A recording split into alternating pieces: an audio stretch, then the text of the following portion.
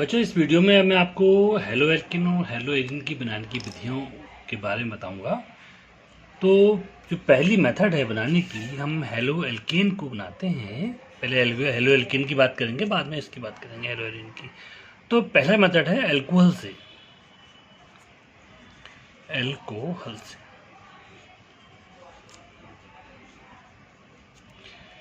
Alcohol से कैसे बनाएंगे? एल्कोहल क्या होते हैं? तो किसी भी, यदि जो हमारा एल्केन है, ठीक है ना, तो उससे एच हटा के ओ एच लगा दें, एल्कोहल उठ गया। ठीक है ना। तो सिंपल क्या होता है, आसानी से हम क्या करते हैं, इसकी क्रिया हम हेलो एसिड से कराते हैं। तो ये बन जाता है RX प्लस H2। ये तो हो गया मतलब, ठीक है ना। तो आसानी से जो होता है, हेलो एल्केन को आसानी से हम एल्कोहल से बना सकते हैं, ठीक है। लेकिन इसको जो है, इसमें कुछ हमारी मेथड्स होती हैं। इसको हम क्या कहते हैं, एक जो प्राइमरी सेकेंडरी टर्सरी एल्कोहल को कैसे बनाते हैं हम देखते हैं, ठीक है। यदि हम क्लोरो एल्केन की बात करते हैं, तो क्लोरो एल्केन में यदि हमारे पास ये है CH3 CH2OH, ठीक है। यदि मैं इसकी क्रिया HCl से कराता हूँ, तो हम क्या करना पड़ता है, इसमें एक उत्प्रेरक जिंक क्लोराइड का यूज करते हैं, ZnCl2 का प्रयोग करते हैं। निर्जल ZnCl2, निर्जलीय जिंक क्लोराइड। तो यहाँ पर जो है HCl प्लस निर्जल ZnCl2 हमारा क्या हो गया, लुकास रिएजेंट, लुकास अभिकर्मक हो गया।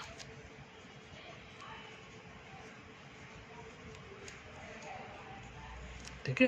तो एग्जाम में एक नंबर क्वेश्चन आ सकता है कि लुकास अभिकर्मक क्या होता है, इसका प्रयोग कहाँ किया जाता है। जब एल्कोहल से हम हेलो एल्केन बनाते हैं, तो यहाँ पर हम क्या करते हैं, लुकास रिएजेंट यानी कि HCl प्लस निर्जल ZN क्लोराइड का प्रयोग करते हैं।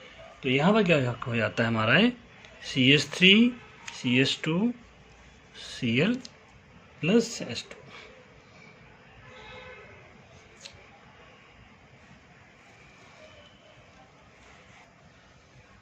यहाँ पर थोड़ा ध्यान देने वाली बात है कि प्राइमरी और सेकेंडरी एल्कोहल से यदि हम क्रमशः primary and tertiary halo alkane बनाते हैं, ये हेलो एल्केन बनाते हैं, हेलो एल्केन बनाते हैं, तो इसमें HCl के साथ निर्जल ZnCl2 की आवश्यकता होती है। परंतु जब टर्सरी एल्कोहल की बात करते हैं,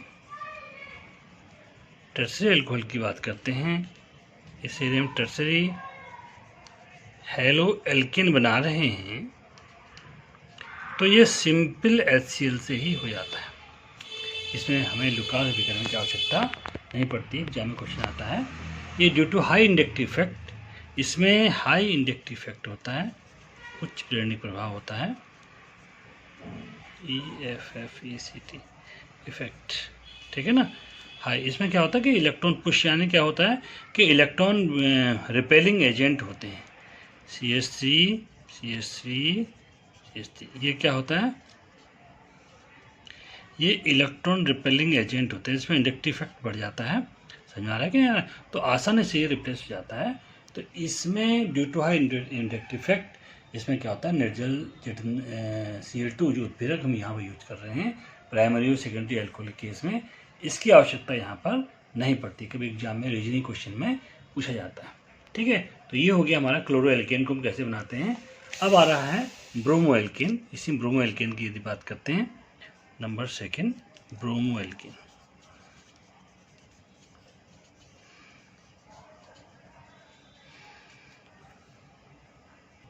इसमें नेचुरल सी बात है, इसमें जैसे इसमें HCl की आवश्यकता है, इसमें हमारे HBr की आवश्यकता पड़ेगी हमें।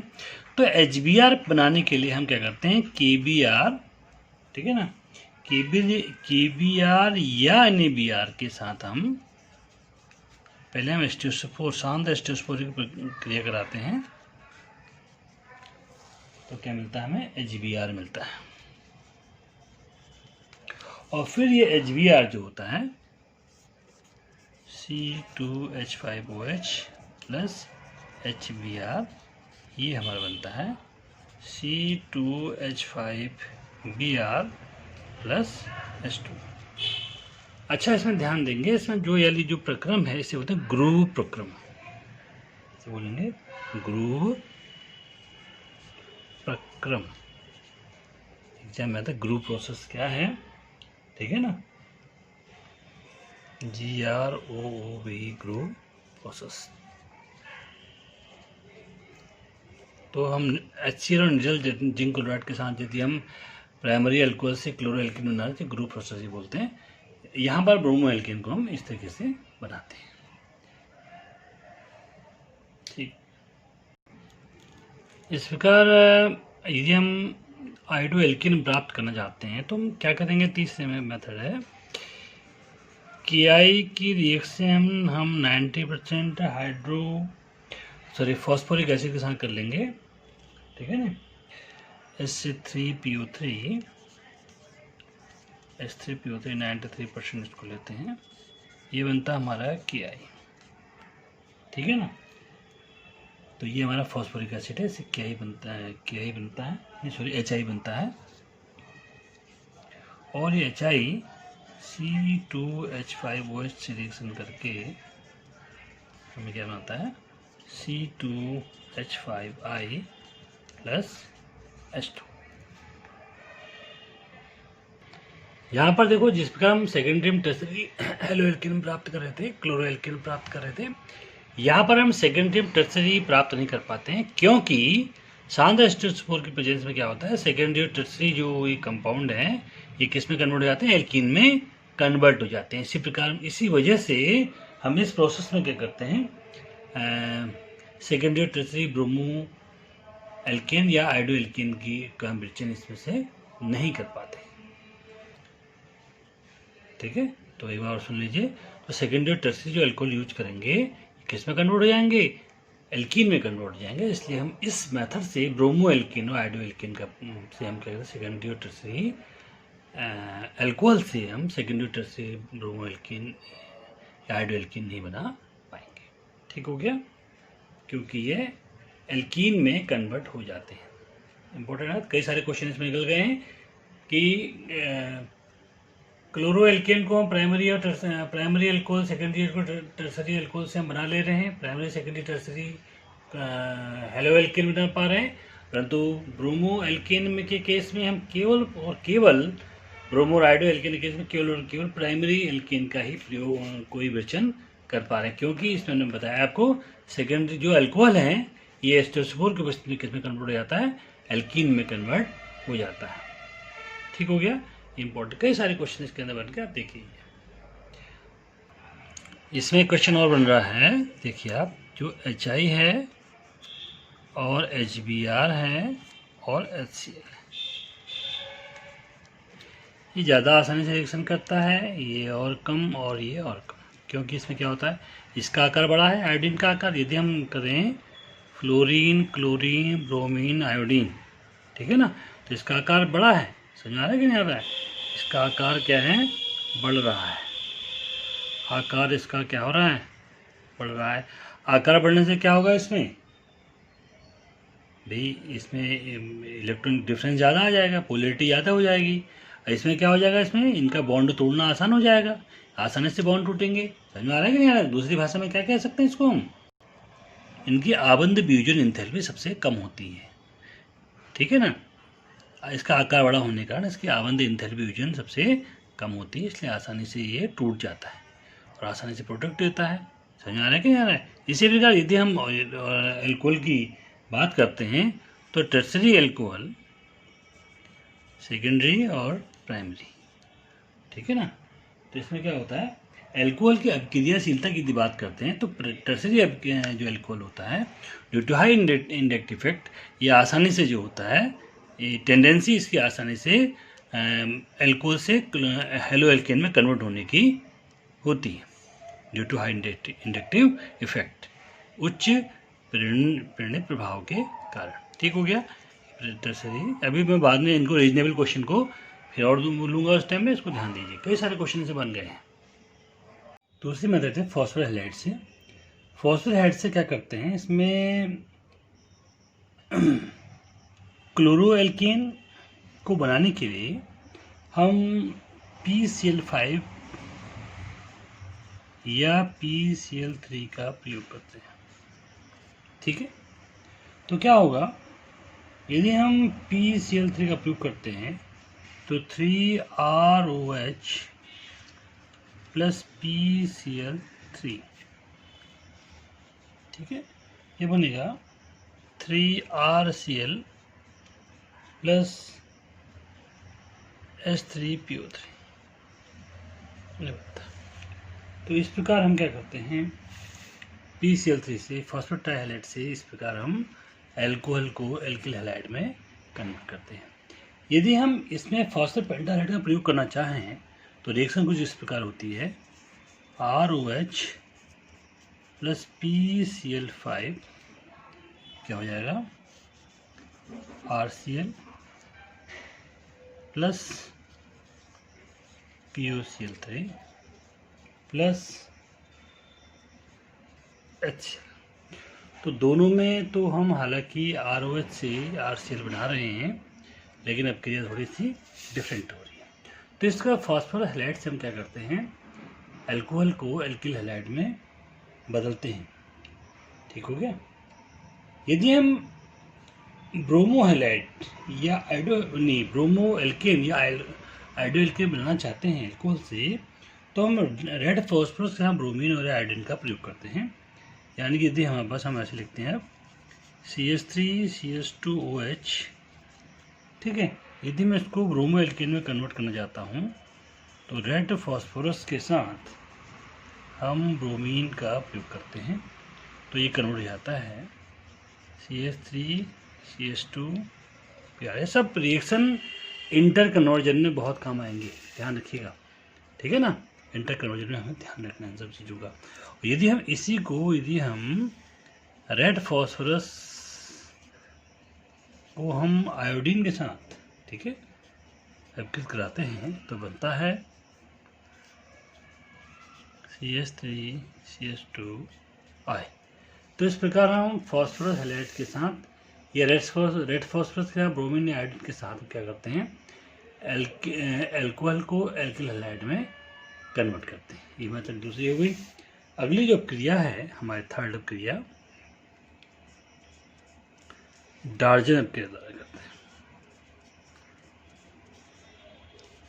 डार्जन अपक्रिया, नेम रिएक्शन भी याद करने होंगे आपको। इस क्रिया, इस चैप्टर में कितने नेम रिएक्शन आ रहे हैं लास्ट में सम अप करेंगे हम इसको।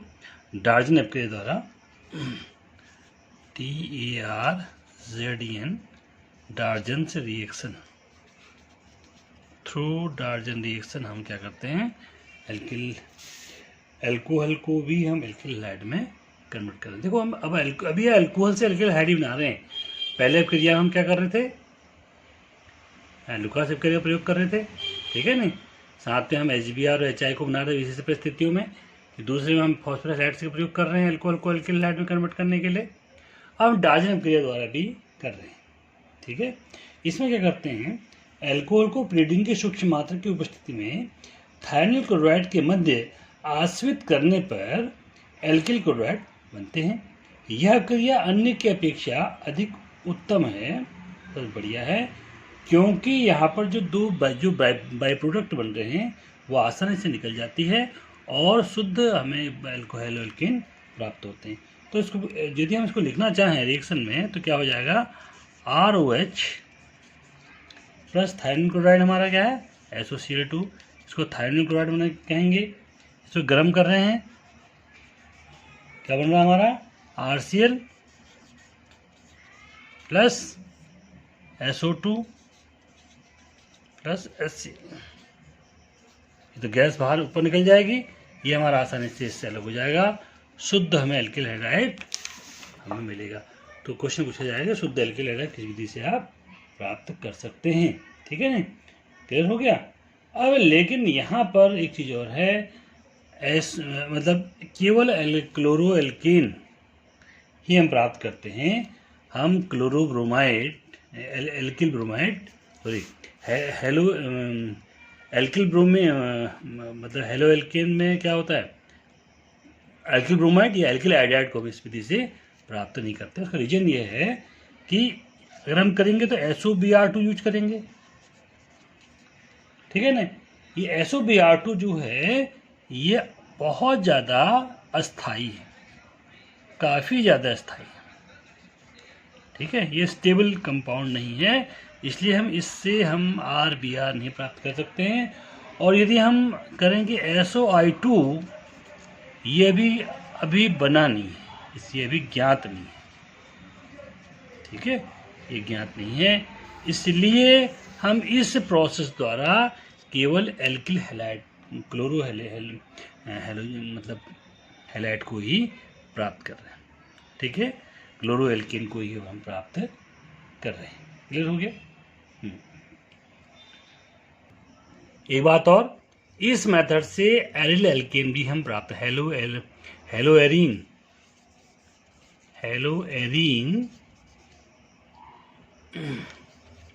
भी हम प्राप्त नहीं करते हैं, क्योंकि sp2 जो इसमें संकरण हो रहा है, ठीक है ना, इसमें sp2 जो संकरण आ रहा है, इसमें जो रेजोनेंस की वजह से इसमें स्लाइड क्या होता है, डबल बॉन्ड करैक्टर उत्पन्न हो जाता है, जिस कारण जो होता है, अभी रेजोनेंस स्ट्रक्चर आगे बताएंगे। कुल मिला के हम ये कह रहे हैं कि इसमें जो होता है ना,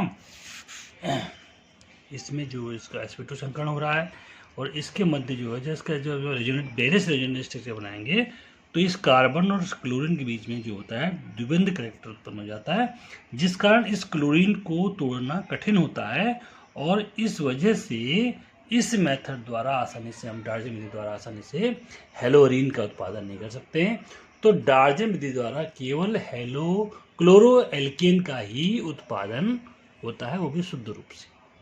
क्लियर हो गया। अगले मेथड है हाइड्रोकार्बन से। हाइड्रोकार्बन में हम पहले बनाएंगे एल्कीन से और फिर बनाएंगे एल्कीन से। एल्कीन और एल्कीन दोनों से हम क्या बनाएंगे, क्लोरो एल्कीन बनाएंगे। ठीक है, यानी हेलो एल्कीन बनाएंगे। तो पहला आता है एल्कीनों से, एल्कीन से कैसे बनाएंगे। ठीक है, अब क्या करते हैं, देखो, जब हम किसी एल्किल हैलाइड, सॉरी, जब हम किसी एल्केन को, है ना, हाइड्रोकार्बन को क्या करते हैं, किसी हेलोजन से, माना क्लोरीन से, सूर्य के प्रकाश की उपस्थिति में, ठीक है ना, क्रिया कराते हैं, तो ये क्या होता है, क्लोरीन जो होता है हाइड्रोजन को रिप्लेस करता है, यानी कि CH3Cl बनाता है और HCl हो जाता है। अब यदि क्लोरीन की मात्रा ज़्यादा होती है, ठीक है ना, यदि क्लोरीन की मात्रा ज़्यादा है और उसे लगातार प्रकाश मिल रहा है, क्या होगा, फिर ये बन जाएगा CH2Cl2, डाई हेलो कंपाउंड बन जाएगा। इसी प्रकार ये क्या हो जाएगा, मतलब CH2, अभी माना क्लोरीन अभी है ही इसके पास बचा हुआ, जो अनरिएक्टेड है ना, लिमिटिंग एजेंट तुमने पढ़ा होगा, अभी ख़त्म नहीं हुआ है। ठीक है ना, जब तक है तब तो चलता रहेगा। तो क्या हो जाएगा, ये CH3 बन जाएगा और लास्ट में ये CCl4 बन जाएगा।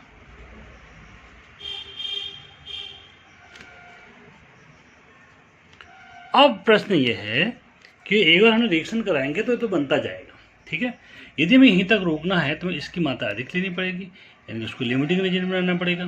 समझे नहीं आ रहा है, जैसे ही ख़त्म हो जाएगा, यानी जिसमें जिसकी एक की मात्रा ख़त्म हो जाएगी, इसको लिमिटिंग एजेंट बनाएंगे, है कि नहीं, तो क्या होगा, ये ख़त्म हो जाएगा, पहले ज़्यादा है तो यहाँ तक ख़त्म हो जाएगा, यहीं तक CH3Cl बन जाएगा। इसी प्रकार ये क्रिया बनती रहेगी। अगर इसकी क्लोरीन की मात्रा ज़्यादा है, इसकी मात्रा कम है, तो ये इसके, अब क्लोरीन ज़्यादा है तो ये इससे क्रिया करके आगे बनेगी, फिर क्लोरीन बचा हो तो इससे क्रिया करके ये बनाएगी क्लोरोफॉर्म, ठीक है, कार्बन टेट्राक्लोराइड बनाएगा, ठीक है ना। इस प्रकार कुल मिलाकर ये हमारा क्या बन रहे हैं, सबके से हमारे क्या हैं, ये हमारा हेलो एल्केन ही है, डाई हेलो, ये मोनो हेलो एल्केन है, डाई हेलो एल्केन है, ट्राई हेलो एल्केन है, टेट्रा हेलो एल्केन है। समझ में आ रहा है कि नहीं आ रहा। तो इस प्रकार एल्केन से हम हाइड्रोकार्बन से क्या बनाते हैं, हेलो एल्केन बनाते हैं। और यह क्रिया मुक्त मूलक हेलोजन के द्वारा होती है। तो इसका यदि मैकेनिज्म की बात करते हैं तो मुक्त मूलक हेलोजन के द्वारा यह क्रिया होती है, ठीक है। अगर क्लोरीन हो रहा है तो क्लोरीनीकरण कहेंगे, ब्रोमीन हो रहा है तो ब्रोमीनीकरण कहेंगे, ठीक है ना। और क्लोरीनीकरण जो प्रक्रिया होती है तेजी से होती है, और ब्रोमीनीकरण जो होती है थोड़ा मंद होती है, जबकि आयोडीनीकरण जो क्रिया होती है लगभग संभव नहीं होती है, क्योंकि आयोडीनीकरण की जो क्रिया होती है वो उत्क्रमणी होती है और बहुत अधिक क्या होती है, ऊष्मा शोषी होती है। इस वजह से हम आयोडीनीकरण को नहीं कर पाते हैं।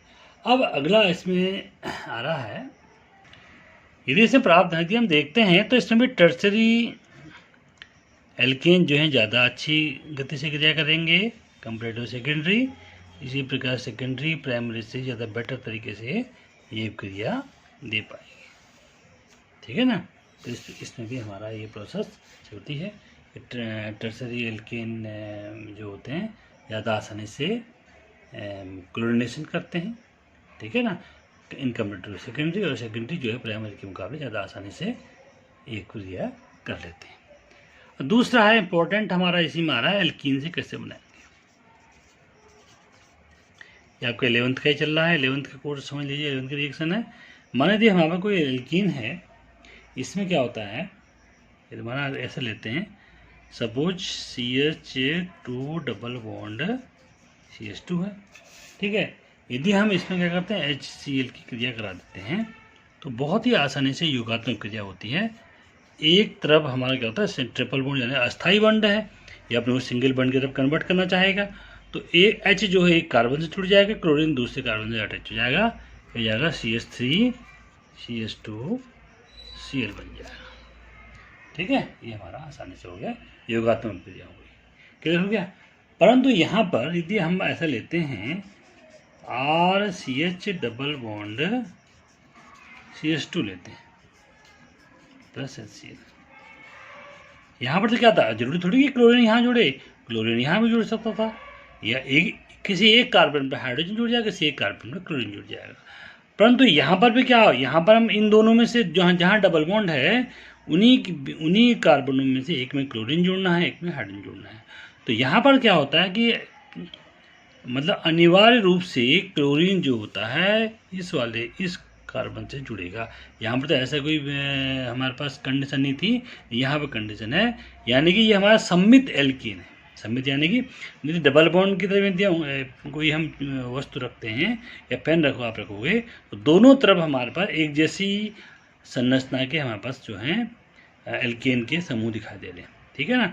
लेकिन यहाँ पर आप करो, यहाँ पर देखो RCH हो रहा है, यहाँ पर CH2 हो रहा है, संख्या भी अलग है, और इसे बोलते हैं असम्मित एल्केन। जब भी कोई हाइड्रोहेलो अम्ल जो होता है किसी असम्मित एल्केन से रिएक्शन करता है, योगात्मक क्रिया करता है, तो इसका इलेक्ट्रोनेगेटिव पार्ट, ठीक है ना, यानी इसका इलेक्ट्रोनेगेटिव हेलो पार्ट जो होता है उस कार्बन से जुड़ता है जिसमें कम संख्या में हाइड्रोजन परमाणु हों, यानी क्या हो जाता है RCHCl सिंगल बॉन्ड CH3 हो जाए। इसे बोलते हैं मार्कोनिकॉफ नियम, मार्कोनिकॉफ नियम बोलते हैं, ठीक है। ये मार्कोनिकॉफ नियम आपको पढ़ना पड़ेगा, कई जगह यूज में आता है। और इंटर कन्वर्जन मार्कोनिकॉफ नियम का भी बहुत ही बड़ा रूल है, इसको देखना। यदि हमें दूसरे नंबर कहीं पर टर्मिनल पॉइंट पर क्लोरीन ला करके बीच पे क्लोरीन लाना है तो हम इस तरीके से लाएंगे। और यदि हम यही अपक्रिया पेरोक्साइड की उपस्थिति में कराते हैं, पेरोक्साइड की उपस्थिति में कराते हैं तो यहाँ पर एंटी मार्कोनिकॉफ नियम के अनुसार यदि क्रिया होती है, यानी कि RCH2 CH2Cl बनता है, ठीक है ना। तो एंटी मार्कोनिकॉफ नियम यानी पेरोक्साइड की उपस्थिति क्रिया कराते हैं तो ये बनता है, यदि मार्कोनिकॉफ के नियम के अनुसार यदि हम सीधे HCl के साथ विद एब्सेंस ऑफ पेरोक्साइड क्रिया कराते हैं तो हमें इस प्रकार प्रोडक्ट मिलता है। तो इस प्रकार हमें हेलो एल्केन प्राप्त हो रहे हैं, अलग अलग संरचना की प्राप्त हो रही है। ठीक है, तो ये हमारा है कि एल्केन से हम किस प्रकार क्या कहते हैं हेलो एल्केन प्राप्त कर रहे हैं। तो हमने अभी अल्कोहल से हेलो एल्केन प्राप्त किया और हमने हाइड्रोकार्बन से हमने यानी एल्केन और एल्कीन से हेलो एल्केन प्राप्त किया। दो मेथड हमारी यहाँ पर पूरी हो गई। यहाँ पर तीसरा है बोरोडिन हुंसटीकर अपक्रिया द्वारा। इसको हुंसटीकर अपक्रिया भी कहते हैं, बोरोडिन हुंसटीकर अपक्रिया भी कहते हैं, कहीं बोरोडिन अपक्रिया भी कहते हैं। बोरोडिन साइंटिस्ट का नाम है ना, उनके अकॉर्डिंग हम इसको लगे बोरोडिन हुंसटीकर अपक्रिया कहते हैं। तो इसमें क्या होता है कि बसा अम्लों का सिल्वर लवण, बसा अम्ल क्या होते हैं, कोई भी हमारा हेलो है सॉरी एल्कीन है ना, उसमें क्या होते हैं कि उसको हम एक हाइड्रोजन रिप्लेस करके सिल्वर आयन यदि इसमें जोड़ देते हैं, इसे बोलते हैं बसा अम्ल और सिल्वर लवण, कहते हैं CH3 CH2 COAG। ठीक है ना, ये हुआ बसा लवण के सिल्वर, यानी लवण है CH3 CH2 COH, ये अम्ल हुआ है ना, कोई अम्ल है, उस अम्ल का यदि हम रिप्लेस करते हैं हाइड्रोजन से, ये बसा अम्ल के सिल्वर लवण हो जाएगा। क्या होता है, यदि इसका बसा अम्ल के सिल्वर लवण को यदि हम Br2 से इन प्रेजेंस ऑफ CCl4 यदि क्रिया कराते हैं तो उसके बाद ये इसका हम आसवन करते हैं, क्या करते हैं, आसवन करते हैं, तो हमें मिलता है CH3 CH2 Br plus CO2, ठीक है, और प्लस AgBr। तो इस रिएक्शन की खासियत क्या है कि इस रिएक्शन में यहाँ देखो 3 कार्बन है और हमें 2 कार्बन वाला हमें हेलो एल्केन मिल रहा है, यानी यदि कार्बन संख्या यदि कम करनी है तो इस अपक्रिया का हम प्रयोग करेंगे। बहुत इंपॉर्टेंट अपक्रिया आएगी इंटर कन्वर्जन के टाइम में, ठीक है, यदि कार्बन संख्या हमें कम करनी है तो इसका नाम है silver propionate, silver propionate. Silver propionate से क्या बना रहे हैं हम, एथिल ब्रोमाइड बना रहे हैं। ठीक है, ये हमारा हो गया। इसमें क्या हो रहा है, इस मेथड से हम एरोमेटिक कंपाउंड भी प्राप्त करते हैं। ठीक है, एरोमेटिक यानी कि एराइल हेलो एरिन भी हम प्राप्त कैसे करते हैं, तो मैं इसको यहीं पर आपको बता दे रहा हूँ। यदि हम सिल्वर बेंजोइट लेते हैं, ठीक है, COH, इसे बोलते हैं सिल्वर बेंजोइट, सिल्वर बेंजोइट। ठीक है, यदि इसकी हमें ब्रोमीन से क्रिया करा रहे हैं इन प्रेजेंस ऑफ CCl4 जैसा वहाँ था, ठीक है ना, और पुनर्गलन फिर गला रहे हैं इसको, ठीक है ना, क्या बनता है हमारे यहाँ पर,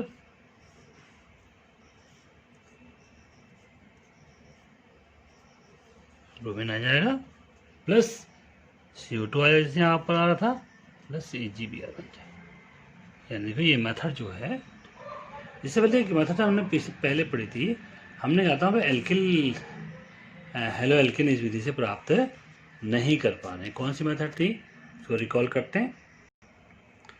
डार्जनेप के द्वारा, यस, डार्जनेप के द्वारा हम जो था केवल एल्किल हैलाइड, उसमें भी क्लोरो एल्कीन, ठीक है ना, प्राप्त कर पा रहे थे, जबकि बोरोडिन के द्वारा हम हेलो और हेलो एल्किन और हेलो एरीन दोनों हम प्राप्त कर रहे हैं, और वो एक कार्बन कम करके। ठीक है, अगला हैलोजन विनिमय। यदि हम हैलोजनों को यदि हम आपस में बदलना चाहें, है ना, विनिमय, हैलोजन एक्सचेंज।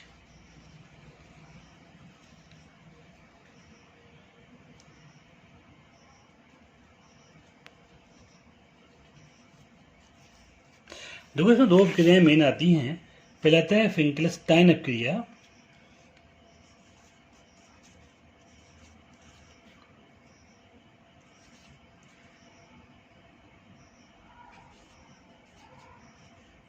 आधा लॉ आधा सौ, टाइन, फिंकेलस्टाइन अभिक्रिया। अंग्रेजी में ये लिखेंगे हम, फिंग के, ठीक है, फिंग के हो जाएगा, लेस्टाइन रिएक्शन। इसमें क्या करते हैं, ये हमारा RX है, यहाँ पर X हमारा क्लोरीन भी है और ब्रोमीन, दोनों में से कोई गति है, ठीक है ना। यदि हम इसको हम NaI के साथ शुष्क एसीटोन की उपस्थिति में, शुष्क एसीटोन अंग्रेजी लिख दिया मैंने, शुष्क एसीटोन की उपस्थिति में क्रिया कराते हैं तो हमारा बनता है RI प्लस NaX, ठीक है। इस अभिक्रिया कहते हैं फिंकेलस्टाइन अभिक्रिया। समझ में आ गया, क्लियर हो गया। और इस अभिक्रिया में लासातेलिए के नियम के अनुसार अधिक मात्रा में हम RI को हम प्राप्त करते हैं, ठीक है ना, क्लियर हो गया। अगला है हमारा स्वार्ट्स अभिक्रिया, इसमें अगला है स्वार्ट्स।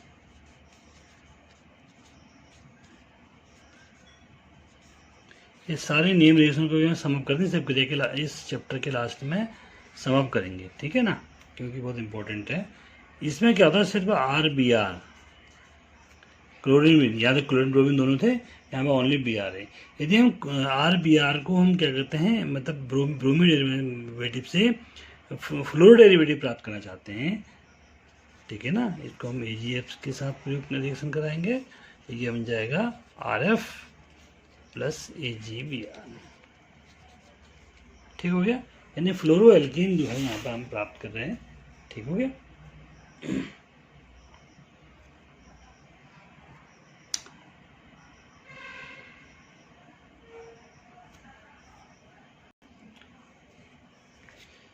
यहाँ पर ऐसे करो, दोनों क्लोरीन ब्रोमीन दोनों आ सकते हैं, X लिख लेते हैं, और यहाँ पर भी X बराबर क्लोरीन भी आ सकता है, ब्रोमीन भी आ सकता है, ठीक है।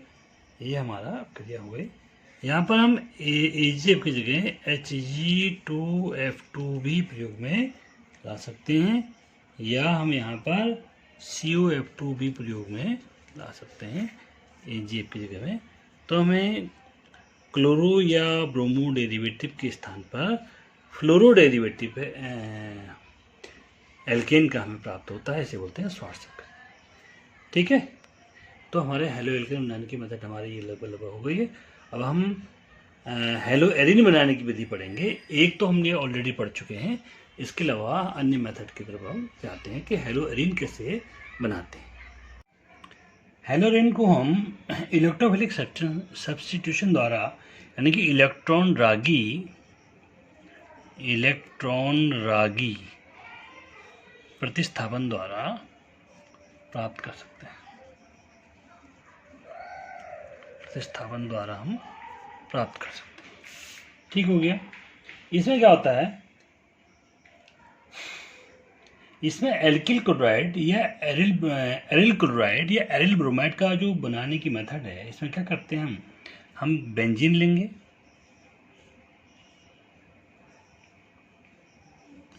यदि बेंजीन को हम, इसको मैं ऐसे कर दे रहा हूँ, यदि बेंजीन की क्रिया हम FeCl3 इन डार्क, ध्यान देना ये बहुत जरूरी है डार्क लिखना, ठीक है ना, यदि क्रिया कराते हैं, ठीक है ना, तो हमारा बनता है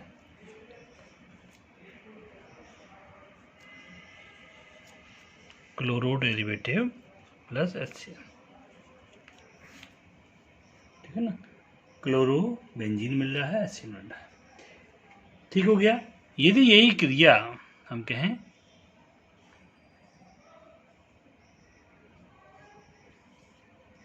ब्रोमीन के साथ कराते हैं,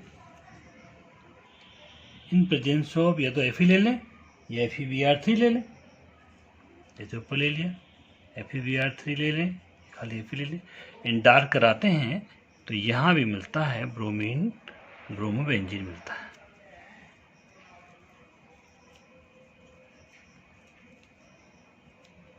ठीक हो गया।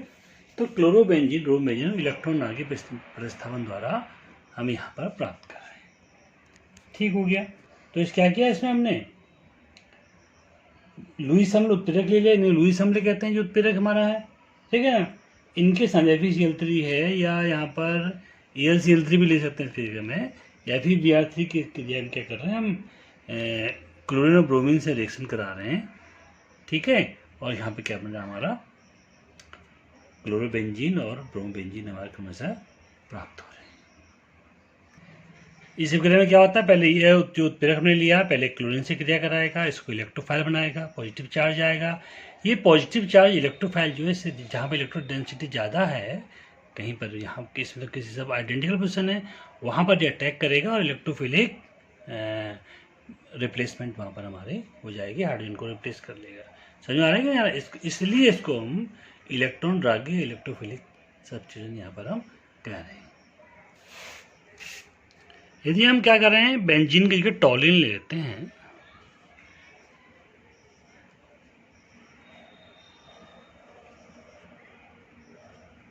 यहाँ टॉलिन है, ठीक है ना। यदि मैं क्या कर रहा हूँ इसकी क्लोरीनेशन करा रहा हूँ,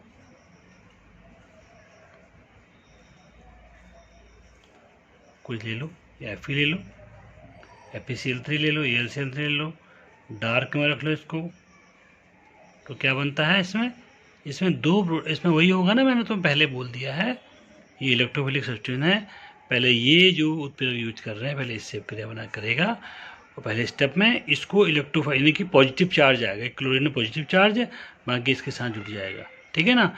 तो पॉजिटिव चार्ज जो क्लोरीन है वो वहाँ पर अटैक करेगा जहाँ पर इलेक्ट्रॉन डेंसिटी ज़्यादा है, यानी कि टॉलिन के केस में यहाँ पर इलेक्ट्रॉन डेंसिटी इस पोजीशन पर ज़्यादा होती है, ऑर्थो और पैरा पोजीशन पर इलेक्ट्रॉन डेंसिटी ज़्यादा होती है, दोनों जगह अटैक करेगा। यानी कि ये बनेगा हमारा, ये तो हमारा टॉलिन है ही है ऑलरेडी, यानी कि ये बन गया एक, और तो दोनों का मिक्सचर प्राप्त होगा, और दोनों को हम दोनों के गलनांक में दोनों के उसमें जो होता है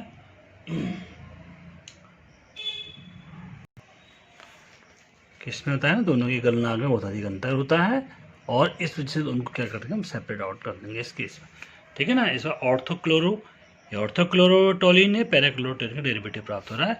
ये भी हमारा हेलोएरीन है, ठीक है ना। ये हमारा क्या है, हेलोएरीन है। समझ में आ रहा है कि नहीं आ रहा है। अब यदि बहुत इंपॉर्टेंट यहाँ बता रहा हूँ, अभी मैं देखो डार्क में बता रहा हूँ, यदि यही क्रिया में उजाले में कराना चाहूँ तो क्या हो, ठीक है। यदि यही क्रिया में प्रकाश में कराना चाहूँ तो क्या हो, इसको हटा दे रहा हूँ, ठीक है ना।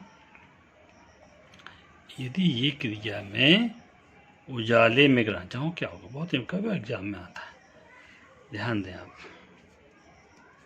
ठीक है। ये क्रिया में उजाले में करा रहा हूँ, प्लस Cl2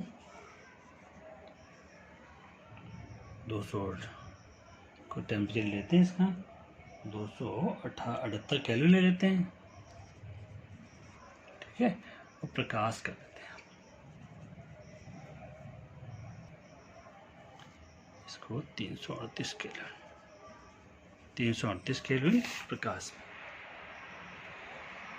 तो क्या होता है देखो, इसमें अब न्यूक्लियोफिलिक सब्स्टिट्यूशन होगा, इसमें हमारा ये CH2Cl बनेगा प्लस HCl, ठीक है।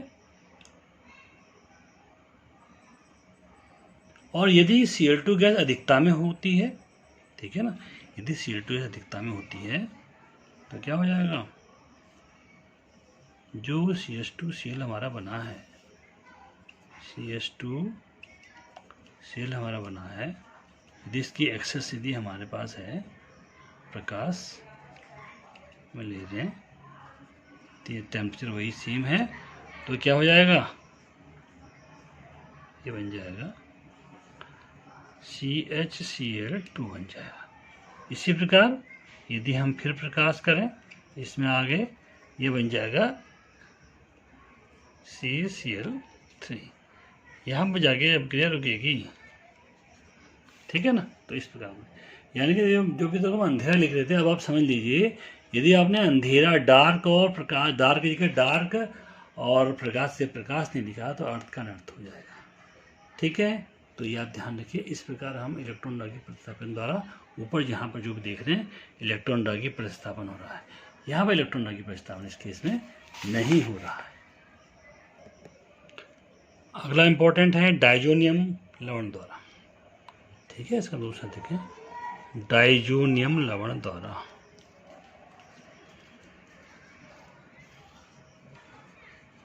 कैसे बनाता है डाइजोनियम लवण से? तो पहले डाइजोनियम लवण को हम कैसे बनाएंगे? बहुत ही, ये क्रिया तो बहुत ही ज़्यादा आपको रटनी ही पड़ेगी, याद करनी ही पड़ेगी। डाइजोनियम लवण इसका कई जगह इंटर कन्वर्जन में और प्रिपरेशन में कई जगह इसका हमारा प्रयोग करेंगे। ये एनिलीन बोलते हैं, क्या बोलते हैं इसको? एनिलीन बोलते हैं। यदि एनिलीन की हम NaNO2 और HCl के साथ, ठीक है, 0 डिग्री सेंटीग्रेड से क्रिया कराते हैं, या हम कैलोरी की यदि बात करते हैं तो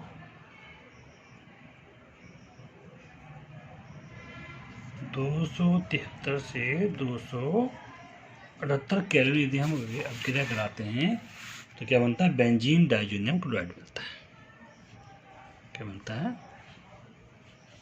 benzene diazonium chloride, N2Cl।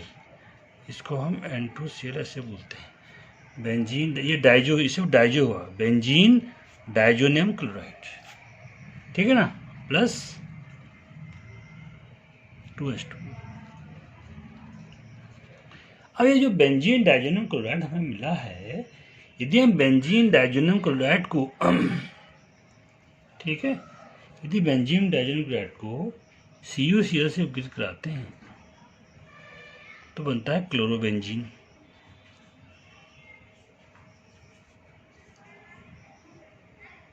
Plus N2। और यदि यही क्रिया हम CuBr के साथ कराते हैं तो बनता है ब्रोमेंजीन, कहीं यहाँ लिख लेते हैं, प्लस N2।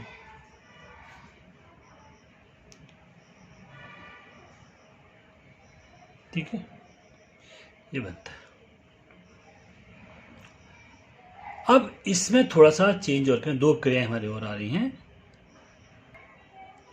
जो हमने CuCl यहाँ प्रयोग किया है, ठीक है, अब देखो थोड़ी सी क्रिया चेंज, बाकी बनना वही है। जो हमने CuCl चेंज किया है, इसको N2Cl लिखें। अब CuCl की जगह क्या रहेगा? Cu पाउडर लेते हैं, पाउडर प्लस HCl। ठीक है, तो क्या बनता है हमारा? ये बनता है क्लोरोबेंजीन प्लस N2। इसे बोलते हैं कटरमान अभिक्रिया। क्लियर हो गया? Cu पाउडर और HCl का प्रयोग कर रहे हैं किसके साथ? बेंजीन डाइजोनियम क्लोराइड के साथ। क्या बन रहा है? क्लोरोबेंजीन मिल रहा है, इसे बोलते हैं कटरमान अभिक्रिया। अब इसमें क्या करेंगे? देखो, यदि यहाँ पर HBr का प्रयोग हो जाएगा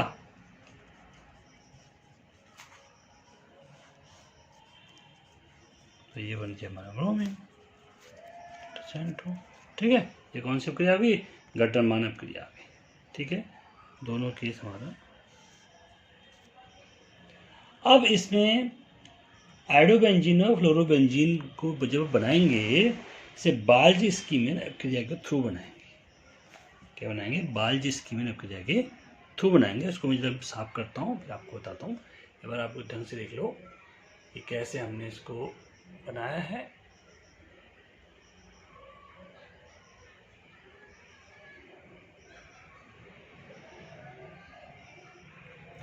ओके, यदि हम बेंजीन डाइजोनियम क्लोराइड की क्रिया,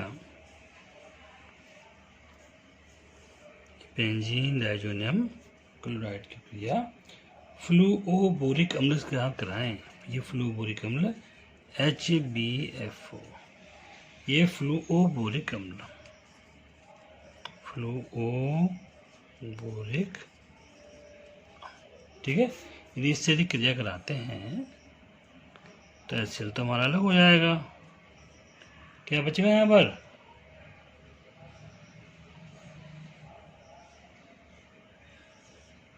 ये बन जाएगा N2 तो बचा ही है, Cl अलग हो गया था, N2BF4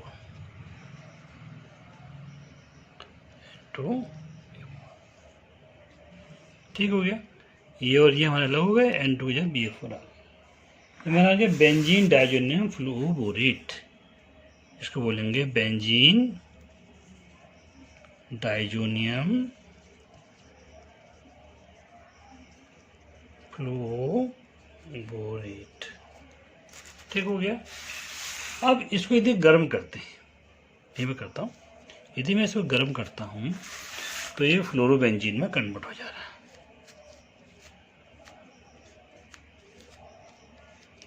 N2 अलग निकल जा रही है और BF3 अलग हो जा रहा है। तो इसे बोलते हैं बाल्जी स्कीमेन क्रिया। ये आ गई बाल्जी स्कीमेन क्रिया।